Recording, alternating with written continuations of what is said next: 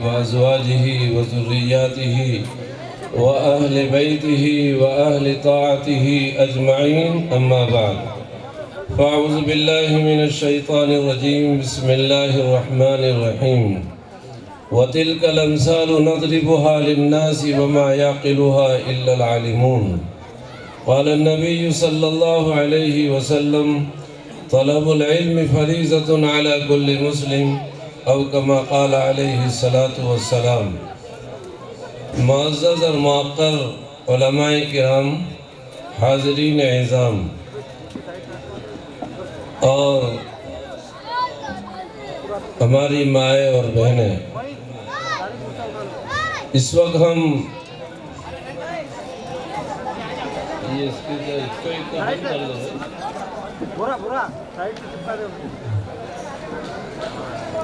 ایک علمی دینی جلسے کے اندر تشریف فرما ہے۔ ظاہر ہے کہ علمی پروگرام اور ایک دینی ادارے کا پروگرام ہو جس میں امت کی بچیاں زیور علم سے آراستہ ہو رہی ہوں، نسلیں جن کارخانوں میں ہماری نسلیں جو ہے تعلیم و تربیت حاصل کر رہی ہو، جن کو ہم لوگ دانش گاہیں کہتے ہیں، علم گاہ کہتے ہیں، تربیت گاہیں ہماری ہیں۔ اللہ کا کرم ہے کہ اللہ نے ہمیں یہ دانش گاہیں، تربیت گاہیں، علم کے یہ مقامات ہمیں عطا کیے ہیں۔ ہمیں اور آپ کو اس بات کو سمجھنا چاہیے کہ ہم سب کے محبوب کبریا سرکار مدینہ صلی اللہ علیہ وسلم نے ہمیں یہ حکم فرمایا کہ علم کا طلب کرنا ہر مسلمان مرد ہو عورت ہو اس پر سیکھنا فرض ہے۔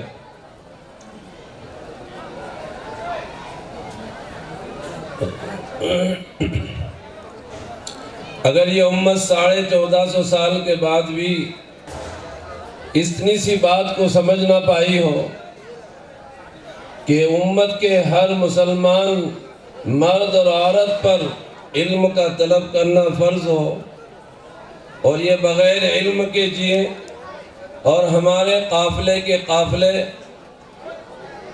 بغیر علم کے قبروں میں پہنچ جائیں تو پھر رسول اللہ صلی اللہ علیہ وسلم کو کیا منہ دکھائیں گے؟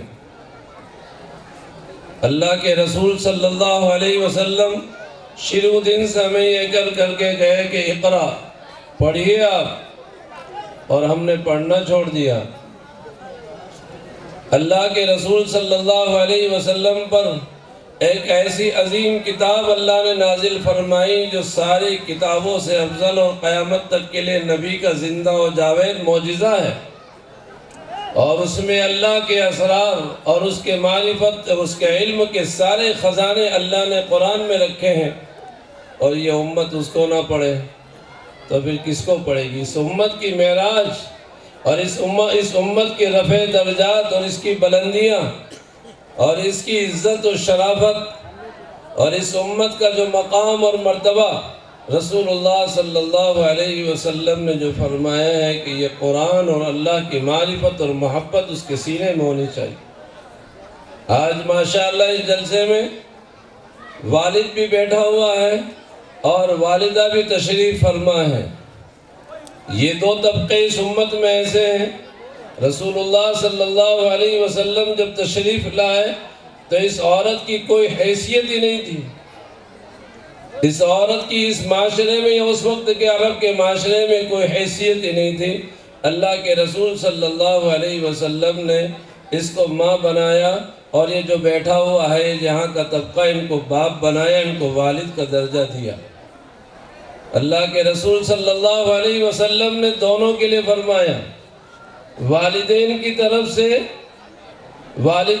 طرف سے اپنی اولاد کو سب سے بڑا اگر تحفہ اس دنیا میں کوئی دیا ہے تو وہ ادب حسن ہے، تعلیم و تربیت دے دی جائے۔ اگر والد اور والدہ اپنی نسلوں کو تعلیم و تربیت نہ دے پائے تو پھر انہوں نے دنیا اور آخرت کا کوئی حسین تحفہ ان کے ہاتھ میں نہ دیا۔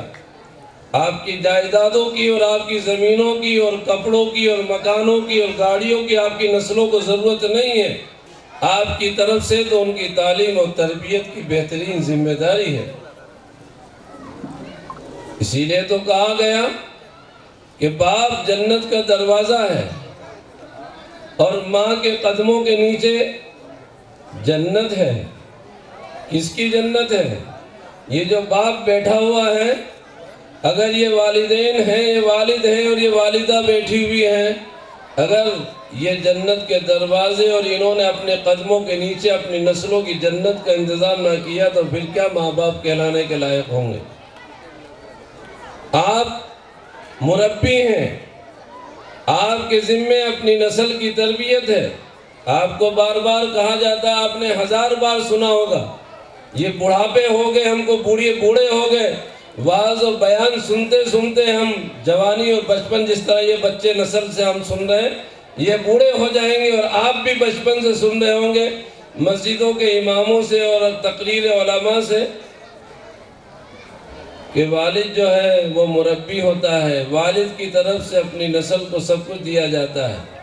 یہ بات بھی کہی گئی کہ سب سے پہلا مدرسہ اس کی ماں کی گود ہے، اس کی ماں کی گود جس کے اندر اللہ نے اولاد کی دولت اور اللہ نے اولاد کی نعمت جس کی گود میں ڈالی ہے، اس کو اس کا پہلا مدرسہ بنایا ہے۔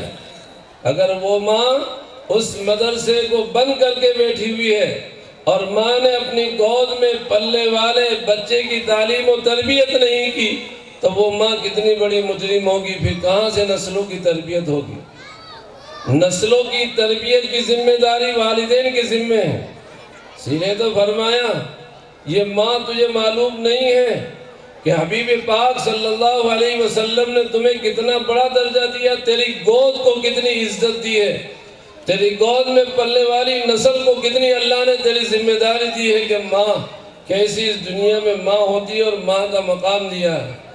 فرمایا کہ یہ بیٹا ساری زندگی اپنے کاندھے پر اپنی ماں کو بٹھا کر خانہ کعبہ کا طواف کرتا رہے، پوری زندگی اس کو طواف کراتا رہے تو ماں کے دودھ کے قطرے کا بھی حق ادا نہیں کر سکتا۔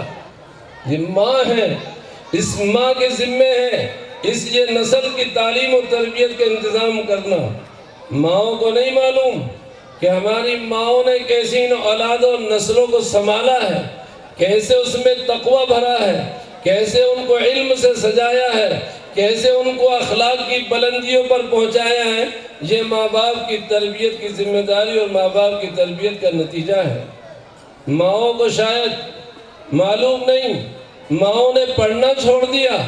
ماں ایک بنانے والی نسل ہے، ماں تو اس معاشرے میں وہ مقام ہے، ماں کی ممتا اور ماں کی پیار۔ ماں تو اگر بیٹے کو محبت کی نگاہ سے دیکھ لیتی ہے تو اس کا دل بدل جاتا ہے۔ بڑے بڑے اولیاء کی دعائیں ایک طرف اور ماں کی دعاؤں کا ثمرہ ایک طرف۔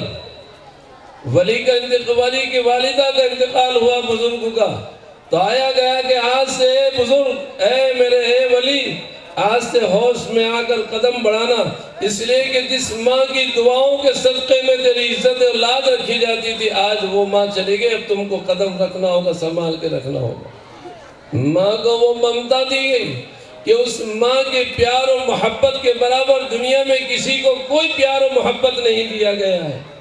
جس کو ماں اور ماں کا درجہ دیا گیا ہو، یہ بچیاں اس اسٹیج پر اپنی ماؤں کو آواز دے رہی ہیں، اپنی ماؤں کو آواز دے رہی ہیں۔ آپ کی نونہال بچیوں نے یہاں کھڑے ہو کر وہ ماں کے اوپر جو نظم پیش کی ہے، ماں ہماری ان بچیوں اور بچوں کو کس تربیت کے اس میدان پر لے جاتی ہے۔